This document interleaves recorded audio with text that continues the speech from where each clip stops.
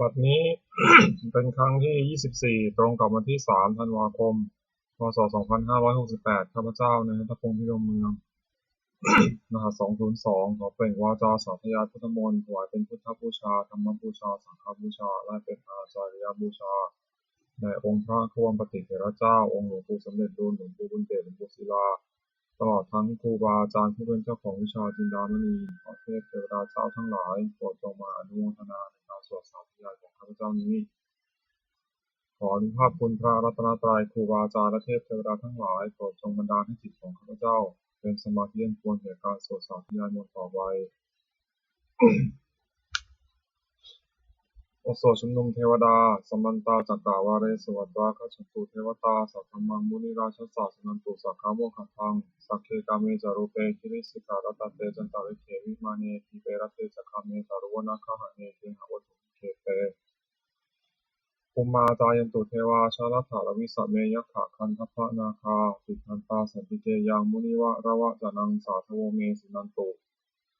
ธรรมสวนากาโลอายมทันตาธรรมสวนากาโลอายมทันตาธรรมสวนากาโลอายมทันตาบทสวดนามการสิทธิคาถานะโมตัสสะภะคะวะโตอะระหะโตสัมมาสัมพุทธัสสะนะโมตัสสะภะคะวะโตอะระหะโตสัมมาสัมพุทธัสสะนะโมตัสสะภะคะวะโตอะระหะโตสัมมาสัมพุทธัสสะบทสวดสัจจกิริยาคาถานัตถิเมสรณังอัญญังพุทโธเมสรณังวรังเอเตนะสัจจวัชเชนะโสทิเมโหตุสัพพทานัตถิเมสรณังอัญญังธัมโมเมสรณังวรังเอเตนะสัจจวัชเชนะโสทิเมโหตุสัพพทานัตถิเมสรณังอัญญังสังโฆเมสรณังวรังเอเตนะสัจจวัชเชนะโสทิเมโหตุสัพพทาบทสวดมหาการุณิโกนาโถติอาทิกาคาถามหาการุณิโกนาโถอัฏฐายาสัพพะปานินังภูเรตวาปารมีสัพพะปะโตสัมโพธิมุตตมังเอเตนะสัจจวัชเชนะมาโหตุสัพพุปัทวามหาการุณิโกนาโถอิตายาสัพพะปานินังภูเรตวาปารมีสัพพะปะโตสัมโพธิมุตตมังเอเตนะสัจจวัชเชนะมาโหตุสัพพุปัทวามหาการุณิโกนาโถสุขายาสัพพะปานินังภูเรตวาปารมีสัพพะปัตโตสัมโพธิมุตตมังเอเตนะสัจจวัชเชนะมาโหตุสัพพุปัทวาบทสวดมหาสมัยสูตรเอวัมเมสุตังเอกังสมยังภควาสักเกสุวิหารติกัปปิลวัตถุสมิงมหาวเนมหาตาภิกขุสังเคนะสัตถิงปัจจมัตติภิกขุสัตถิสัพเพเหวะอรหันเตหิทัสสหิจะโลกาธาตุหิเทวตาเยปุเยนะสมิปติตาโหติภควตาทัสสนยาภิกขุสังฆัญจะนาตโคจตุนังสุทธาวาสกายิกานังเทวานังเอตัสโหเสยังโกภควาสักเกสุวิหารติกัปปิลวัตถุสมิงมหาวเนมหาตาภิกขุสังเคนะสัตถิงปัญจมัตติภิกขุสัตถิสัพเพเหวะอรหันเตหิทัสสหิจาโลกาธาตุหิเทวตาเยปุเยนะสันนิปติตาโหติภควันตาทัสสนยาภิกขุสังฆจายันนุนามยังปิเยนะภควาเตนุปัสสังฆมยามังปัสสังฆมิตวาภควโตสังฆเกปเทภาทาภาสยมาติอัตโคตาเทวตาสยถาปินามัพพลวาปุริโสสัมมันจิตังวาปะหังวสารยะปสาริตังวาปะหังสัมมิชยะเอวะมิวะสุทาวาเสสุเทเวสุอันตารหิตาภควโตปุระโตปาตุระหังสุอัตโคตาเทวตาภควันตังอภิวาเทตวะเอกัมมันตังอัตถังสุเอกัมมันตังพิตาโกเอกาเทวตาภควโตสังเกอิมังคังอาภาสิมหาสมโยภวะนัสมิงเทวกายาสมาคตาคาตัมหะอิมังธรรมะสมยังทิตาเยวะปราชิตาสังคันติอัตโคปราเทวตาภควโตสังเกอิมังคังอาภาสิตัตตาภิกขโวสมาทังสุจิตังอัตโนชุกามกังสุสารถิวะเนตานิฆาเหตวะอินทิยานิลักขันติปันธิตาติอัตโคปราเทวตาภควโตสันนิเกอิมังคังอัฏฐเสเชตวะกีรังเชตวะเปริคังยิทะกีรังโอหัจจมเมชาเตจารันติสุทาวิมลาจักขุมตาสุทันตาสุเสนาคติอัตโคปราเทวตาภควโตสันนิเกอิมังคังอัฏฐเสเยกิจิพุทธังสรณังคตาเสนเตขมิสันติอภัยมุขิปะหายามนุสังเทหังเทวกายังปริปูเรสันติติอัตโคภควาภิกขุมันเตสิเยปุเยนะภิกขเวทัสสะสุโลกาธาตุสุเทวตาสันนิปติตาโหติตถาคตังทัสสนัญญาภิกขุสังฆัจจะเยปิเตภิกขเวเหสุมติกัมมัฏฐานังอรหันโตสัมมาสัมพุทธาเตสัมภิภควันตานังเอกปรมาเยวะเทวตาสันนิปติตาเหสุงสายถาภิไมหังเอตระหิเยปิเตภิกขเวทวิสันติอนังคตมัฏฐานังอรหันโตสัมมาสัมพุทธาเตสัมภิภควันตานังเอกปรมาเยวะเทวตาสันนิปติตาภวิสันติสายถาภิไมหังเอตระหิอาจิกิสามิภิกขเวเทวากายนังนามานิจิตาจิสามิภิกขเวเทวากายนังนามานิเทศิสามิภิกขเวเทวากายนังนามานิ ตังสุนาถาสตุกรรมนาสิกโรธาภาสิสามิติเอวังเตติโกเตติขุภควโตปัจจโตสุภควาเอตโตจะสิโลกามนุกัสสามิยถาภุมาตถาสิกายสิตาคิริคัพพลังปะหิตตาสมหิตาปุตุสีนาวาสันนินาโรมหังสาธิสัพพุโนโอทาตุมนสาสุภาวิปัสสนามนาวิลาภิโยปัจจเตยตวาวเนกัปิตวัตเวตโตอมติสัพพาสามเกสสเนกเตเทวกายาภิตาเตวิชานะทัพโตเตจาอัตถะมะกรุงสุตวาพุทธศาสนังเตสัมปะตุระหูยนะอมนุสสานะทัสสนังอเปเกสตะมัทธะโกสหัสสังอัฏฐาสตริสตังเอเกสหัสสานะอมนุสสานะมัทธสุมะเปเกนะธรรมัทธะโกทิสาสัพพาพุตตะอโหทัสสะสัพพังอภิญญาวะวัคคิตวานะจักขุมาตโตอมะดิสัทธาสาวเกสสเนระเตเทวกายาภิตตาเตวิชานะทัพโตเยวังติติจิตตะยิสสามิทิระหิอนุปุพพโสสัตตสหัสสาวยะขาภูมากปิลวัฏวายอิมันโตชิติมันโตวันนวันโตยสสิโนวัฏมนาภิกขุภิกขุนังสมิติกุนังจัสสหัสสาเหมวตายะขานันตวันนิโนอิมันโตชิติมันโตวันนวันโตยสสิโนวัฏมนาภิกขุภิกขุนังสมิติกุนังสาตาคิราติสหัสสายะขานันตวันนิโนอิมันโตชิติมันโตวันนวันโตยสสิโนวัฏมนาภิกขุภิกขุนังสมิติกุนังอิเจเตโสรสสหัสสายะขานันตวันนิโนอิมันโตชิติมันโตวันนวันโตยสสิโนวัฏมนาภิกขุภิกขุนังสมิติกุนังเวสามิตาปัญจสัตตายะขานันตวันนิโนจิมันโตสุติมันโตวันวันโตยสุติโนมัทมนันกังภิกขุนังสมิติโกนังกุมพิโรราชาคันหิโกเวปุรสานิเวสนังพิโยนังสัตตาสัพสามิยะขานังวิรุปัสสติกุมพิโรราชาคันหิโกโสปะคาสมิติโกนังปุริมันจาทิสังราชาทัตตารัตโตปัสสาสติทันทัพนาธิปติมหาราชายสัสสิโสปุตตะปิตัสสะพะโวอินทมานามหาภาลายกิมันโตสุติมันโตวันวันโตยสัสสิโนมัทมนันกังภิกขุนังสมิติโกนังทักขินันจัตติสังราชาวิรุณโหตปัสสะสติกุมมันธนาธิปติมหาราชายสัสสิโสพุทธปิตัสสะมะโวอิธมานามหาภลายคิมันโตชิติมุตวันนวันโตยสัสสิโลปัทวนาคังภิกขุนังสมิติกุนังปัจฉิมันจัตติสังราชาวิรูปักโขปัสสะสตินังคณนาธิปติมหาราชายสัสสิโสพุทธปิตัสสะมะโวอิธมานามหาภลายคิมันโตชิติมุตวันนวันโตยสัสสิโลปัทวนาคังภิกขุนังสมิติกุนังอุตารัญจักทิสังราชากุเวโรตปัสสะสติยะขานังอธิปติมหาราชายสัสสิโสพุทธปิตัสสะพะโวอินทมานามหาภลายคิมันโตชิติมันโตวันนวันโตยสัสสิโนมัทมนาภิกขุโกนังสมิติโกนังปุริมาทิสังคตารัตโถทักขิเนนาวุนหโกปัจฉิเนนาวิรูปโขกุเวโรตังทิสังเตตาโรเตมหาราชาสมัตตาเตโรทิสาทัตตาลวนาอังสุวรรณีกัปปิเลวะเวเตสัมมายาวิโนทาสาอาคูวันจานิกาสถามายากุเตนทุเวเตนทุวิภูจาวิภูโตสหจันทโนกามาเสโตจักขินุคันตุนิคันตุจักมนาโทปามัญโยจัตเทวสุโตจะมาตริกิตาเสโตกิตาเสโนจักขันทโพนโรราชาชโนสโพอาคูปัญจสิกโขเจวตินพาโรสุริยวัชสายเตจันเยจราชโนคันทพาสหานาทิพิโมธรรมนาทิกรรมภิกขุนังสมิติโกนังอัฏฐาคูณภาษานาคาเวสาราสหัสจักกากัมภาลสัตราคูปายคาสหายาติพิยามุนาคตารัฐาจาคุณคายสสิโนเรราวันโนมหานาโกโสปะคาสมิติโกนังเยนะคาราเชสหัสสาหารันติทิพาทิชาปักขิวิสุทธจักโขเวหายสาเตวนามัชฌปัตตาติตราสุปนัยติหิติเตสานามังอภายันตถานาคาราชานามาเสสุปนโตเขมะมะกาสิพุโตสันนะหิวาจาหิอุปาวะหายันตานาคาสุปนาสารนามะกังสุพุทังชิตาวชิระหัตเถนะสมุทังอสุราสิตาภาตาโรวาสาวเสเตหิมันโตยสสิโนกาลกัญชามหาวิสมาอสุราธนเวคัสสาเวปติติสุติติจาปหาราโทนมุขีสหสุปัญจพริปุตตานังจัตเตเวโรจานามะกาสันนิตวาภริเสนังราเหตุธรรมปัตถมุงสมโยธามิทังเตปิโกนังสมิติโกนังนาโปจเทวาปฐวิจาเตโชวายโยตถาคโมวารุณาเทวาโสโมทยิสสาสหเมตตากรุณากายิกาคุเทวายสสิโนทัสเสเตทัสสะทากายาสัพเพนะนัตตวันิโนอิติมันโตชิติมันโตวันนวันโตยิสสิโนโมทัมนาภิกขุโกนังสมิติโกนังเวทุจเทวาสหลีจะอัสมาจะทุยยมาจันทสุบริษัทเทวาจันทมังคุปรคิตาสุริยสุบริษัทเทวาสุริยมังคุปรคิตานักขัตานิปุรคิตวาคุวัฏวะลังกา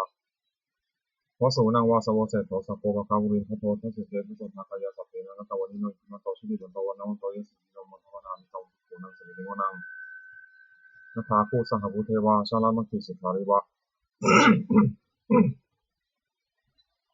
อริทกาจโรชาจาอุมาบุพานิพาสิโนวรุณาสหัธมาจาชิตาจาเนชกาสุรยะรุจิราอาคูวสาวนิสิโนทัสเสเตทัสสะทากายาสัพเพนะนัตตวันิโนอิติมันโตชิติมันโตวันนวันโตยสสิโนโมทัมนาภิกขุโกนังสมิติโกนังสมานามหาสมานามานุสามานุสุตมาคิภาวทุสิกาอาคูมโนปทุสิกาถาคูหะวโยเทวายเจารมิตวาสิโนปาระคามหาปาระคาคุเทวาย สัสสิโนภเสเตพิสัทธายาสัพเพนันตวนิโนอิทิมันโตชุติมันโตวันนวันโตยสัสสิโนมัทธังอภิกรรมภิกขุนังสมิติวนังสุกาการุมหาอรุณาอาคุเวคานะเวคานะสาสหโอทาตะเคยหาปาโมขาอาคุเทวาวิจักขณาสัทธามตาหาราคชามิสกาจายสัสสิโนธนยังนาคาปยุนโนโยทิสาอภิวัสติทัสเสเตทัสสะทากายาสัพเพนันตวนิโนอิทิมันโตชุติมันโตวันนวันโตยสัสสิโนมัทธังอภิกรรมภิกขุนังสมิติวนังเขมิยาตุสิตายามากัตถกาจายสัสสิโนสัมพิตกาลมาเสถาโชตินามาจอาสวานิมานราริโนอาคูถาภูปรานิมิตาทัสเสเตทัสสะทากายาสัพเพนันตวนิโนอิทิมันโตชุติมันโตวันนวันโตยสัสสิโนมัทธังอภิกรรมภิกขุนังสมิติวนังสัทเถเตเทวานิกายาสัพเพนันตวนิโนนาวันวัเยนะอาคันเฉยเยจันเยสติสาสหะปวุฒาชติมัคคีรังโอคาตินามนาสวังนักเขมุขตรังนาคังจันทังวาสิตาติตังสุธรรมาปรามโตจัปปุจายทิมโตสหสนังทิวารโรติโสตัสโสภะคะสมิติวนังสหัสสะพรหมาโลกานังมหาพรหมาพิธิตติอุปปโนชุติมันโตภิสมากายโยเยสัสสิโสทุเสถาอิสระอาคุปัจเจกาวาสวัตติโนเตสัญจมัชฌะโตอาคาหาริโตปริวาริโตเตจัสสพเพอภิกันเตสินเทเทเวสัพพมะเกมาราเสนาอภิกามิปัสสะกัณหะสามันทิยังเอถาคันหะถาคันทัฏฐารักเขนะมัทธามัทโวสมันตาปริวาเรถามาโวมุญจิตาโกจินังอิติตถามหาเสโนกัณหะเสนังอเปตุหิปานินาตาลมหัจจสรังกัตวานะเพระวังยถาบาวุสโตเมโกธนายันโตสวิชุโกตถาโสปฏิภาวติสัมพุโตเสยังวเสตัญจสัพพังอภิญญายาวะคิตวานะจักขุมาตัตตวามัตยิสัทธาสาวเกศาสเนรเตมาราเสนาภิกันตาเตวิชานะทัพพิโตเตจาอัตตปามะกรุงสุตวาพุทธศาสสนังวิตาตะคิหิปะกะมงเนสังโลมปิอิชยุสัพเพวิชิตาสังฆามาพยาธิตายะสัสสิโนโมหติสังฆปุเตหิสาวกาเตชะนิสุตติบทสวดจุลราชยตกร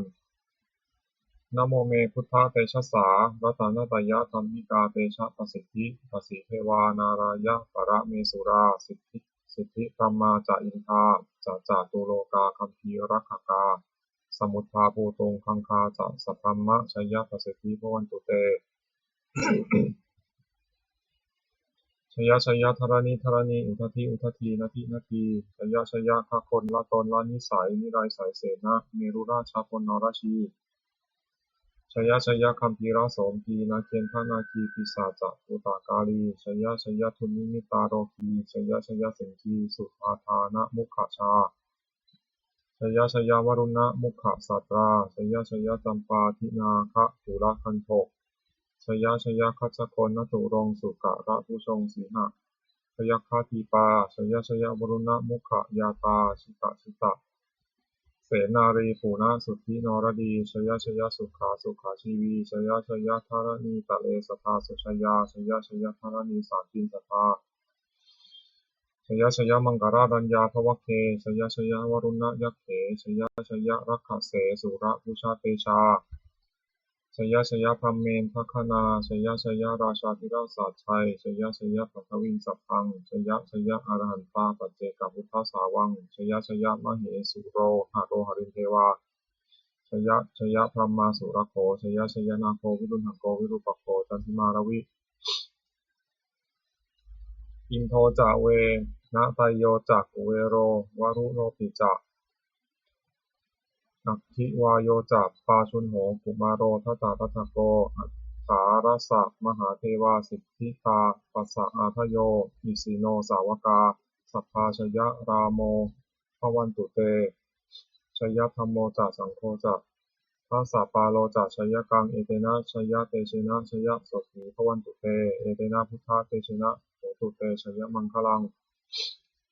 ชโยปิพุทธสาสิริมโตอยังมารัสสะจากปาปิมโตปาราชโยอุปโภสยัมโพธิมันเทปโมทิตาชยสัทธาธรรมคณามหิสิโนชโยปิพุทธสาสิริมโตอยังมารัสสะจากปาปิมโตปาราชโยอุปโภสยัมโพธิมันเทปโมทิตาชยสัทธาอิทัคคณามหิสิโนชโยปิพุทธสาสิริมโตอยังมารัสสะจากปาปิมโตปาราชโยอุปโภสยัมโพธิมันเทปโมทิตาชยสัทธาเทวคณามหิสิโนชโยปิพุทธศาสิริมโตอยังมารัสสะจะปาปิมโตปราชโยอุปโสยโพธิมันเทปโมทิตาชยตถาสุปันนคานามหิสิโนชโยปิพุทธศาสิริมโตอยังมารัสสะจะปาปิมโตปราชโยอุปโสยโพธิมันเทปโมทิตาชยตถานาคคานามหิสิโนช โยปีพุทธศาสสิริมโตอายังมารัสสะจากปาปิมโตปราชโยอุปโภสยโพธิมันเตปโมทิตาชยปัฏฐาสัพพมคณามิหิสิโนชยันโตโพธิยาโมเลสักยานังนันทิวัฒโนเอวังตวังวิชโยโหหิชยสุชยมังคะเลอปราชิตาปัลลังเกสีเสปัจจวิโปคะเรอภิเษเกสัพพพุทธานังอัคคัปปัตโตปโมทัตติสุนัขตังสุมังคลังสุปะปาตังสุหุติตังสุขาโนสุโมหุตโตจะสุยิทังธรรมจาริสุปัฏฐคินังกายกรรมังวาจากรรมังปัฏฐคินังมโนกรรมังปานาติเตปัฏฐคินาปัฏฐคินานิกตวานะนพันตัตเถปัฏฐคิเนเอตัสสารัทธาสุขิตาวิรุณหาพุทธศาสเนอโรคาสุขิตาโหทะสหสัพเพหิยาติภิสุนันตุโพนโตเยเทวะอัสมิงคาเนอธิคตาทิคายุกาสัทธาหุนตุสุขิตาหุนตุสัพพทารักขันตุสัพพะสัตตานังรักขันตุชินะสาสนังยากาติปัตตนาเตสังสัพเพปูเรนตุมโนรัฐถาวิปากาเลภวัสสันตุวัสสังวัสสาวาราหกาโรคาตุปัทวาเตสังนิวาเรนตุจะสัพพทากายาสุขังจิตตสุขังอรหันตุเตถาระหังบทสวดธรรมนิยามสุตังเอวเมสุตังเอกังสัมยังภควาสวัสดิยังวิหารติเชตาวเนอนาคปิติกัสสะอนาคปินทิกัสสะอาราเมตตะโกภควาภิกขุมาเตสีภิกขวติทันเตติเตภิกขุภควโตปัจจสุขิภควาอิตัทโวจะ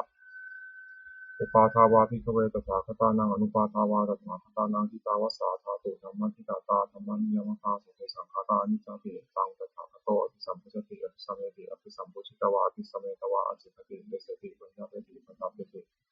วิวารติวิภาชติอุตานิกโรติสัพเพสังขารานิจจติ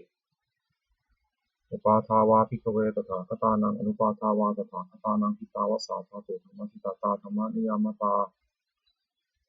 สัพเพสังขาราทุกขาติตังตถาคโตอภิสัมพุชติอภิสัมเมติอภิสัมพุชิตวาอภิสัมเมตวาอาจิตติเทเสติปัญญาเปติปัฏฐเปติวิวารติวิภัชติอุตานิกโรติสัพเพสังขาราทุกขาติอุปาทาวาภิกขเวตถาคตานังอนุปาทาวาตถาคตานังทิตาวสสาธาตุธรรมทิตาตาธรรมนิยมตาสัพเพธรรมานัตติตังตถาคโตอภิสัมพุชติอภิสัมเมติอภิสัมพุชิตวาอภิสัมเมตวาจิตติเทสติปัญญาเปติปัฏฐเปติวิวารติวิภัชชติอุปาณิกโรติสัพเพธรรมานัตติอิธัมมโวจาภควาอัตตาวนาเตวิภูภควโตภาสิตังอภินันทุนติบทสวดพระเทกรัตตคาถาแปลอติตังนานวาคามายานันปฏิกังเขอนาคตังบุคคลไม่ควรตามคิดถึงสิ่งที่ล่วงไปแล้วด้วยอาลัยและไม่พึงพะวงถึงสิ่งที่ยังไม่มาถึงยะถาทีตามปหินันตังอัปปัตตัญจะอนาคตังสิ่งเป็นอดีตก็ละไปแล้วสิ่งเป็นอนาคตก็ยังไม่มาปัจจุบันนันจะโยธรรมังตถาวิปัสสติสังหิรังสังกุปังตังวิธามนุปรุหเยผู้ใดเห็นธรรมมันเกิดขึ้นเฉพาะหน้าในที่นั้นอย่างแจ่มแจ้งไม่งอนแงนไม่คลอนแคลนขอควรพ่อคุณอาการเช่นนั้นไว้อาเชวกิจจามาตับปังโกชัญญามรณังสุเวความเพียรเป็นกิจที่ต้องทำวันนี้ใครจะรู้ความตายในพรุ่งนี้มหิโนสังฆารันเตน้ำหาเสนามัจจุนาเพราะกรรมเพียรต่อมัจจุราชซึ่งมีเสียงมากย่อมไม่มีสำหรับเราเอวังวิหาริมาตาปิงอโหรตามตันตังตังเวมเตกรันโตติสันโตชิตเตมุนีผู้สงบย่อมกล่าวเรียกผู้มีความเพียรอยู่เช่นนั้นไม่เกียจคร้านทั้งกลางวันกลางคืนว่าผู้เป็นอยู่แม้เพียงราตรีเดียวก็น่าชมบทสวดธรรมะสังเวคปัจจเวคขณะแปลสัพเพสังขารานิจจาสังขารคือร่างกายจิตใจและรูปธรรมนามธรรมทั้งหมดทั้งสิ้นนั้นมีเที่ยงเกิดแล้วดับไปมีและหายไปสัพเพสังขาราทุกขาสังขารคือร่างกายจิตใจและรูปธรรมนามธรรมทั้งหมดทั้งสิ้นมันเป็นทุกข์ทนยากเพราะเกิดขึ้นแล้วแก่เจ็บตายไปสัพเพธรรมาอนัตตาสิ่งทั้งหลายทั้งปวงทั้งที่เป็นสังขารและไม่ใช่สังขารทั้งหมดทั้งสิ้นไม่ใช่ตัวไม่ใช่ตนไม่ควรถือว่าเราว่าของเราว่าตัวว่าตนของเรา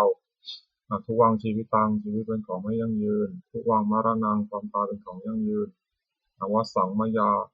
มริตับพังอันเราจะพึงตายเป็นแท้มรณะปริโยสานังเมชีวิตัง ชีวิตของเรามีความตายเป็นที่สุดรอบชีวิตตังเมอนิยตังชีวิตของเราเป็นของไม่เที่ยงมรณังเมนิยตังความตายของเราเป็นของเที่ยงวัฏฏะควรที่จะสังเวชอายังกายโยอาจิรังร่างกายนี้ไม่ได้ตั้งอยู่นาน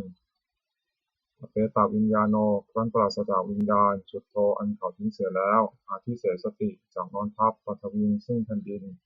กาลิงฆารางอิวะประดุจดังว่าท่อนไม้และท่อนปืนนิรัตถังหาประโยชน์นี้ได้อนิจจาวัฏสังขาราสังขารทั้งหลายไม่เที่ยงหนออุปาทวะยะธรรมิโนมีความเกิดขึ้นแล้วย่อมมีความเสื่อมไปเป็นธรรมดาอุปาชิตวานิรุชันติมันเกิดขึ้นแล้วย่อมดับไปเอสังวูปะสโมสุขขอความเข้าไปสงบระงับสังขารทั้งหลายเป็นสุขอย่างยิ่งสัพเพสัตตามรันติจาสัตว์ทั้งหลายทั้งปวงกำลังตายอยู่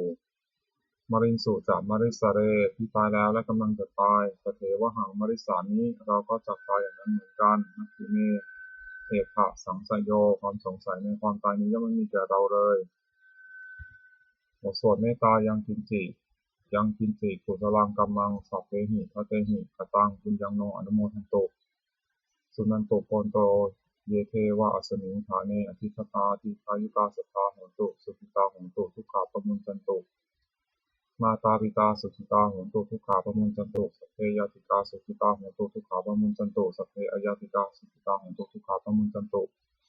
สัพเพปิสาสัพเพยขาสัพเพเปตาสุขิตาโหตุทุกขาปมุญจันตุสัพเพอาจารยุปปัชชายะสุขิตาโหตุทุกขาปมุญจันตุสัพเพนัคขตาสุขิตาโหตุทุกขาปมุญจันตุสัพเพเทวาสุขิตาโหตุทุกขาปมุญจันตุสัพเพสามาทินังสมิจฉันตุโวบทสวดบูชาหลวงปู่ทวดนะโมโพธิสัตว์อาคันติมยะอิติภควานะโมโพธิสัตว์อาคันติมยะอิติภควานะโมโพธิสัตว์อาคันติมยะอิติภควาปฏิภาณคาถายาเทวตาสันติวิหารวาสินีปุเรคะเรโพธิคะเรตหิตหิงตาธรรมะทานีนาภวันโตโพชิตาโสถิงกรณเตทาวิหารามันทะเรเถราจมัชฌานวกาสติโกสารามิกาทานัปฏิอุปสกาคามาจริสานิคมาจริสราสัพพานิพุตาสุขิตาพวันตุเตชลาผู้ชายเยปิจาอันทสัมภวาสังเสทชาตาอัตถโวปปาติกานิยันติกังธรรมวรังปฏิเจเตสัพพิติปัสสะกรุณตุสังขยังพาตุจิรังสตังธรรมโมธรรมัทราจักขุคลาสังโฆตุสมัคโควะอัฏฐายะตาหิตายะตะธรรมเหระคตุสัพพโมสัพพิติธรรมจาริโนวุฒิสัมปาปุณยามัสธรรมเมอริยปะเวทิเตปสันนาโหนตุสัพเพปิปานิโนพุทธศาสเนสัมมาทารังปเวชันโตกาเลเทโรปวัสสตุวุฒิภาวะสัตตานังสมิทธังเมตุเมทนิงมาตาปิตาจะอาจาชังนิจังรักขันติปุตตะกังเอวังธรรมเมนาราชโนปชังรักขันตุสัพพทาเทวตาวิโยชนะคาถาทุกขปตาจนิทุกขาพิยปตาจนิพยาโสกปตาจนิโสกาโหตุสัพเพปินานิโนเอตาวตาจะอามินิสัมภตังปุญญาสัมปทังสัพเพเทวานุโมทันตุสัพพะสัมปติสิทธิยาทานังทันตุสัพพยาสีรังรักขันตุสัพพทาภาวนาพิรตาโหนตุกัจฉันตุเทวตาคตาสุมังคลคาถาโหตุสัพพังสุมังคลังรักขันตุสัพพเทวตาสัพพพุทธานุภาเวนะโสติโหตุนิรันตรังโหตุสัพพังสุมังคลังรักขันตุสัพพเทวตาสัพพธรรมานุภาเวนะโสติโหตุนิรันตรังโหตุสัพพังสุมังคลังรักขันตุสัพพเทวตาสัพพสังฆานุภาเวนะโสติโหตุนิรันตรังสัพเพพุทธาภรปัตตาปัจเจกนันตยังพลังอรหันตานันตเตชินารักขังมัทธามิสัพพโสสัพเพพุทธาภรปัตตาปัจเจกนันตยังพลังอรหันตานันตเตชินารักขังมัทธามิสัพพโสสัพเพพุทธาภรปัตตาปัจเจกนันตยังพลังอรหันตานันตเตชินารักขังมัทธามิสัพพโสสัพเพพุทธาภรปัตตาปัจเจกนันตยังพลังอรหันตานันตเตชินารักขังมัทธามิสัพพโสสัพเพพุทธาภรปัตตาปัจเจกนันตยังพลังอรหันตานันตเตชินารักขังมัทธามิสัพพโสสัพเพพุทธาภรปัตตาปัจเจกนันตยังพลังอรหันตานันตเตชินารักขังมัทธามิสัพพโสสัพเพพุทธาภรปัตตาปัจเจกนันตยังพลังอรหันตานันตเตชินารักขังมัทธามิสัพพโสสัพเพพุทธาภรปัตตาปัจเจกนันตยังพลังอรหันตานันตเตชินารักขังมัทธามิสัพพโสสัพเพพุทธาภรปัตตาปัจเจกนันตยังพลังอรหันตานันตเตชินารักขังมัทธามิสัพพโสด้วยอำนาจแห่งบุญกุศลที่ข้าพเจ้าได้สวดสาธยายพระพุทธมนต์นี้ข้าพเจ้าขอน้อมเกล้าอุทิศถวายเป็นพระราชกุศลแด่สมเด็จพระนางเจ้าสิริกิติ์พระบรมราชินีนาถพระบรมราชชนนีพันปีหลวงผู้เสด็จสู่สวรรคาลัยขออานิสงส์แห่งบุญกุศลนี้จงเป็นสัพพสิริมงคลแก่ข้าพเจ้าให้แคล้วคลาดปลอดภัยจากทุกโศกโรคภัยอันตรายทั้งปวงให้มีแหล่งรายได้อันสุจริตมั่นคงเป็นสัมมาอาชีพชอบธรรมคำว่าไม่มีอดอยากยากจนขออย่าได้มีแก่ข้าพเจ้าขอให้ข้าพเจ้ามีสัมมาทิฏฐิตั้งมั่นในพระธรรมคำสอนขององค์สมเด็จพระสัมมาสัมพุทธเจ้าดำรงอยู่ในความดีงามตลอดกาลนานอีกครั้งขอเทพเทวดาทั้งหลายผู้ได้อนุโมทนาสาธุการในบุญกุศลนี้โปรดประสิทธิ์ประสาทพร น้อมส่งอนุภาพแห่งมงคลไปสู่วัตถุมงคลพระบิดายอดเศรษฐีทั้งฝ่ายไทยและฝ่ายลาวรวมถึงวัตถุมงคลทั้งปวงที่สั่งเสริมและมูลเหตุได้จัดสร้างขึ้นให้เปลี่ยนด้วยพุทธานุภาพเทวานุภาพและฤทธานุภาพศักดิ์สิทธิ์อำนวยผลให้เป็นสิริมงคลแก่ผู้ครอบครองและบูชาทุกประการเทอญ